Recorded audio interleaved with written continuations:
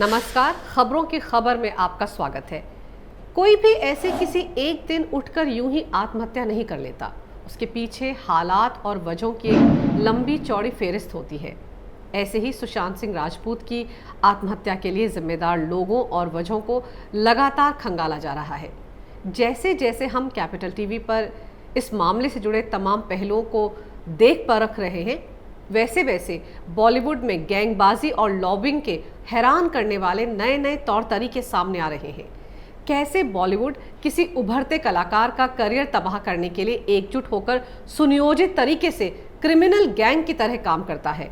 सुशांत के लिए भी बॉलीवुड के लगभग सभी प्रोडक्शन हाउसेज ने एक साथ हाथ मिलाकर इसी तरह के हालात पैदा कर दिए थे। वैसे भी ये तो सच है कि बॉलीवुड में सलमान खान और करण जौहर को सभी स्टार किड्स का गॉड फादर बनने का बहुत शौक है, और ये लोग ऐसे हैं जो इन स्टार किड्स को ना सिर्फ अपनी फिल्मों में लॉन्च करते हैं, बल्कि उनके सामने कोई दूसरा स्टार, खासतौर से आउटसाइडर, टिक ना पाए, इस बात का भी पूरा ख्याल रखते हैं। और ये वजह है कि बॉलीवुड में इनसाइडर वर्सेस आउटसाइडर की थ्योरी पर काम होता है। अब सुशांत सिंह राजपूत ठहरा एक पढ़ा लिखा नौजवान, इंजीनियरिंग की पढ़ाई छोड़कर बॉलीवुड आने वाला नौजवान, और वो नियम कायदों से तो चलेगा लेकिन दादागिरी तो कतई बर्दाश्त नहीं करेगा। इसीलिए ये जानना और तलाशना जरूरी हो गया है कि वो कौन लोग थे जिन्होंने इस होनहार कलाकार के लिए ऐसे हालात खड़े कर दिए थे कि उसने इस दुनिया से जाना ही बेहतर समझा। फिल्मों की बात करें तो अभी ताज़ा मामला फिल्म ड्राइव से जुड़ा है और इसका सीधा सीधा रिश्ता करण जौहर से है। दरअसल सुशांत ने 2017 में धर्मा प्रोडक्शंस की फिल्म ड्राइव साइन की थी और जैकलीन फर्नांडिस उनकी हीरोइन थी।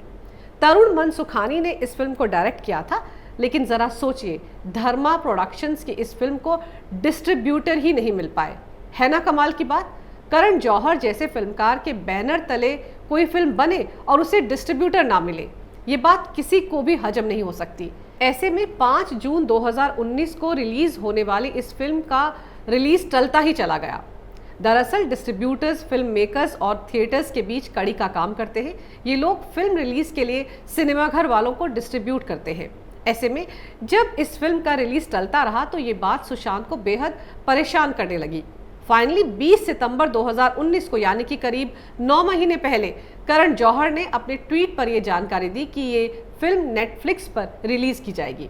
हालांकि तारीख के बारे में उन्होंने उस वक्त भी कोई खुलासा नहीं किया। यहाँ मैं आपको ये बताना चाहूँगी कि नेटफ्लिक्स के साथ करण जौहर का किस तरह का करार था। दरअसल करण जौहर की कंपनी धर्मा प्रोडक्शंस ने नेटफ्लिक्स के साथ एक बड़ी डील की थी।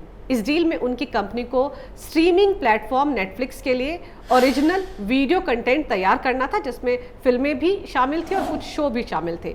तो जब ड्राइव को डिस्ट्रीब्यूटर नहीं मिले तो करण जौहर ने इस फिल्म को नेटफ्लिक्स पर रिलीज करने का ऐलान कर दिया।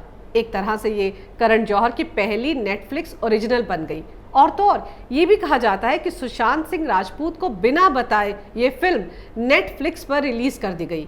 आपको याद दिला दूं कि इससे पहले नेटफ्लिक्स पर लस्ट स्टोरीज की एक कहानी को करण जौहर ने डायरेक्ट किया था। ये शॉर्ट मूवी भी उसी डील का हिस्सा थी। खैर, अब समझने वाली बात यह है कि करण जौहर की बॉम्बे वेलवेट जैसी वाहियात फिल्म को तो डिस्ट्रीब्यूटर मिल जाते हैं और ड्राइव जैसी फिल्म को डिस्ट्रीब्यूटर मिल ही नहीं पाए। आखिर इस खेल के पीछे हकीकत क्या थी? क्या जानबूझकर इस फिल्म के रिलीज में खुद करण जौहर ने अड़ंगे लगाए ताकि इस फिल्म के जरिए अपनी नेटफ्लिक्स के साथ की गई डील को वो पूरा कर सके? ड्राइव फिल्म की कहानी एक डकैती के इर्द गिर्द बुनी गई थी। धूम की तरह रेसिंग को भी इस फिल्म में दिखाने की कोशिश की गई थी, लेकिन कहते हैं कि इस फिल्म की प्रोडक्शन क्वालिटी पर ज़्यादा ध्यान नहीं दिया गया था और इसमें ख़राब वीडियो इफ़ेक्ट्स ने इस फिल्म पर पानी फेर दिया। ये फिल्म देखने के बाद लोगों ने सोशल मीडिया पर सुशांत सिंह राजपूत और जैकलीन फर्नांडिस का जमकर मजाक उड़ाया, यहाँ तक कि इस फिल्म को सुशांत सिंह राजपूत के करियर का कलंक बता दिया।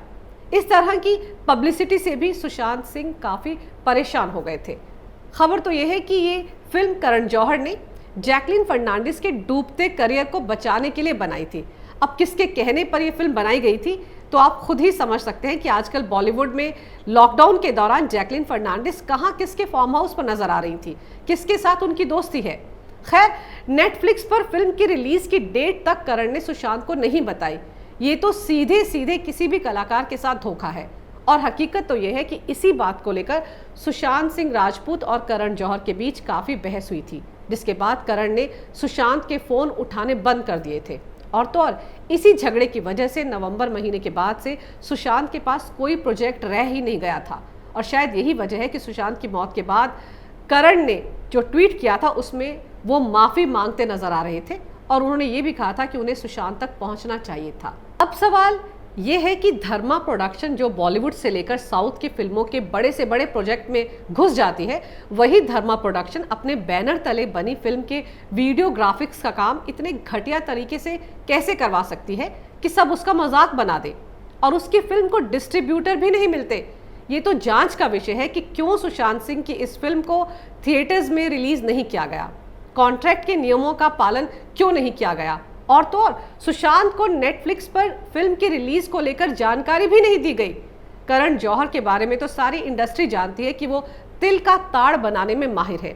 ऐसे में सुशांत के साथ हुई इस बहस का उन्होंने पूरे बॉलीवुड में ढिंडोरा ना पीटा हो, ऐसा तो हो ही नहीं सकता। जाहिर है इसी के चलते नवंबर के बाद एक करके 7 फिल्में जो छिछोरे की कामयाबी के बाद सुशांत सिंह राजपूत को मिली थी वो उनसे छीन ली गई। अब जरा सोचिए कि करण जौहर ने इस एक फिल्म में फंसाकर कैसे सुशांत के करियर के साथ खिलवाड़ किया। इस फिल्म के चक्कर में सुशांत ने कई बड़े दूसरे प्रोजेक्ट छोड़ दिए थे। एक कलाकार को एक फिल्म के नाम पर इतना क्यों लटका कर रखा गया? एक कलाकार के साथ इतना बड़ा धोखा करण जौहर ने किस साजिश के तहत किया? इन सब पर करण जौहर से पूछा जाना चाहिए। और तो और चोरी ऊपर से सीना जोरी दिखाते हुए करण जौहर ने अपनी धर्मा प्रोडक्शन से सुशांत को बैन तक कर दिया। करण कहां किस किस के मामले में टांग अड़ाते हैं उसकी एक और कहानी आपको बताती हूँ। आदित्य चोपड़ा की यशराज फिल्म्स ने भी सुशांत को बैन कर रखा था। दरअसल सुशांत ने काई पोचे की कामयाबी के बाद यशराज फिल्म्स के साथ 3 फिल्मों की एक डील साइन की थी। इसके तहत उन्होंने यशराज फिल्म्स के साथ डिटेक्टिव व्योमकेश बख्शी और शुद्ध देसी रोमांस जैसी फिल्में की। हालांकि इन 2 फिल्मों के दौरान संजय लीला भंसाली को रामलीला के लिए सुशांत सिंह राजपूत चाहिए थे। वो उनकी पहली पसंद थे। उन्होंने आदित्य चोपड़ा से इस बारे में बात भी की। उस समय सुशांत के पास केवल यशराज फिल्म्स के ही प्रोजेक्ट थे और डील के मुताबिक वो किसी भी दूसरे प्रोडक्शन हाउस के साथ काम नहीं कर सकते थे। लेकिन आदित्य चोपड़ा ने संजय लीला भंसाली को साफ मना कर दिया कि वो सुशांत को रामलीला करने की इजाजत नहीं दे सकते और फिर ये फिल्म रणबीर सिंह को मिल गई। सुशांत भी इस बात से बेहद हैरान थे क्योंकि रणबीर सिंह भी सुशांत की ही तरह यशराज टैलेंट थे और उनके साथ उनका भी करार था। इसके बावजूद उन्हें संजय लीला भंसाली की फिल्म करने की इजाजत दी गई। ये भेदभाव सुशांत के साथ आदित्य चोपड़ा ने क्यों किया?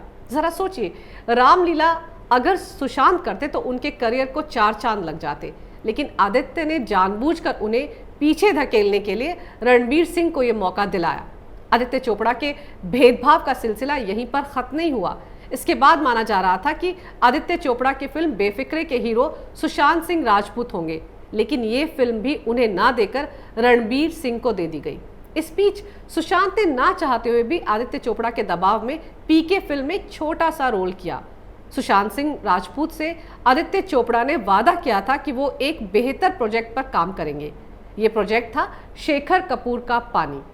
इस फिल्म को यशराज फिल्म्स ने ही प्रोड्यूस करना था और इसके डायरेक्टर शेखर कपूर थे, लेकिन लंबे इंतजार के बाद बिना बताए आदित्य चोपड़ा ने इस प्रोजेक्ट से अपने हाथ खींच लिए।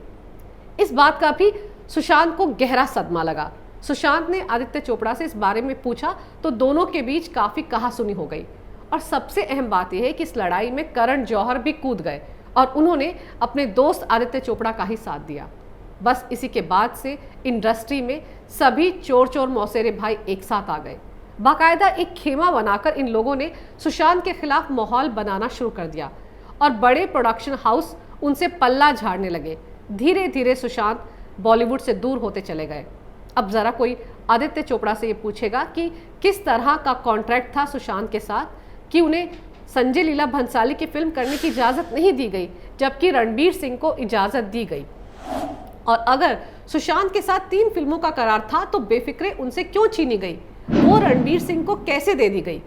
एक आउटसाइडर होने के नाते उनके साथ इस तरह का भेदभाव क्यों किया गया? और कोई करण जौहर से पूछे कि वो हर किसी के काम में क्यों घुस जाते हैं? अपने काम से काम क्यों नहीं रखते? वैसे भी बॉलीवुड में अफवाहें फैलाना, दूसरों को नीचा दिखाने की उनकी फितरत से कौन वाकिफ नहीं है। इसके लिए वो बाकायदा एक प्रोग्राम भी बनाते हैं। क्या नाम है उसका? हाँ, कॉफी विद करण। इस प्रोग्राम में वो बॉलीवुड के उन सभी स्टार किड्स को तो खास तौर पर बुलाते हैं जिनके वो गॉडफादर हैं, और इसमें वो बॉलीवुड में आए आउटसाइडर कलाकारों का मजाक बनाते हैं, तरह तरह के वाहियात सवाल पूछते हैं ताकि कंट्रोवर्सी पैदा हो। और गौर करने वाली बात यह है कि मजाक ये उन्हीं कलाकारों का उड़ाते हैं जो इस गैंग के निशाने पर होते हैं। एक और स्टार किड आलिया भट्ट के साथ एक एपिसोड में उन्होंने सुशांत सिंह राजपूत का भी काफ़ी मजाक उड़ाया था। सही मायने में इन दोनों से तो पुलिस को पूछताछ करनी ही चाहिए कि क्यों एक गैंग बनाकर इन लोगों ने एक कलाकार को मानसिक तौर पर इतना प्रताड़ित किया। और हाँ, इस पूरे मामले में सलमान खान का नाम क्यों सामने आ रहा है वो भी आपको बताती हूँ। बॉलीवुड के भाईजान कई स्टार किड्स के गॉडफादर हैं। उन्हें अपनी फिल्मों में लॉन्च करते हैं और फिर उनके करियर को बेहतर बनाने के लिए दूसरे कलाकारों का करियर तबाह करने से भी उन्हें परहेज नहीं। बॉलीवुड में ये चर्चा भी आम है कि सूरज पंचोली के साथ सुशांत की कहासुनी हुई थी और उसके बाद सूरज के पिता आदित्य पंचोली ने सलमान खान से शिकायत की थी कि देखें, एक आउटसाइडर इंडस्ट्री में घुसकर हमारे बच्चों से लड़ाई कर रहा है। इसके बाद सलमान खान, जो कि सूरज पंचोली का गॉडफादर है और अपनी फिल्म हीरो से उसे लॉन्च भी कर चुका है, तो सल्लू मियां ने सुशांत को फ़ोन पर काफ़ी बुरी तरह से डांटा था। सलमान ने तो सुशांत को अपना पक्ष रखने का मौका भी नहीं दिया, उनकी एक बात भी नहीं सुनी। गौरतलब है कि सूरज पंचोली जिया खान का बॉयफ्रेंड था, वही जिया खान जिसने अपने घर में पंखे से लटककर आत्महत्या कर ली थी, ठीक सुशांत की ही तरह। उसकी मां राबिया खान आज तक अपनी बेटी को न्याय दिलाने के लिए दर दर भटक रही हैं। सुशांत सिंह राजपूत की आत्महत्या के बाद उन्होंने भी लंदन से एक वीडियो जारी कर सलमान खान पर एक बार फिर गंभीर आरोप लगाए हैं। उन्होंने कहा है कि मेरी संवेदनाएं सुशांत सिंह राजपूत की फैमिली के साथ है। सही मायने में ये दिल दहला देने वाला मामला है, ये कोई मजाक नहीं चल रहा है।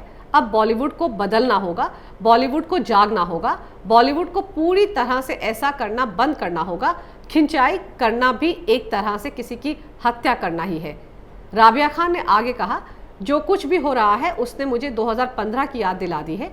अपने बयान में आगे वो कहती हैं कि जब वो बेटी के केस में एक सीबीआई अफसर से मिली थी तो उन्होंने बताया था कि उन्हें सलमान खान का फ़ोन आया है।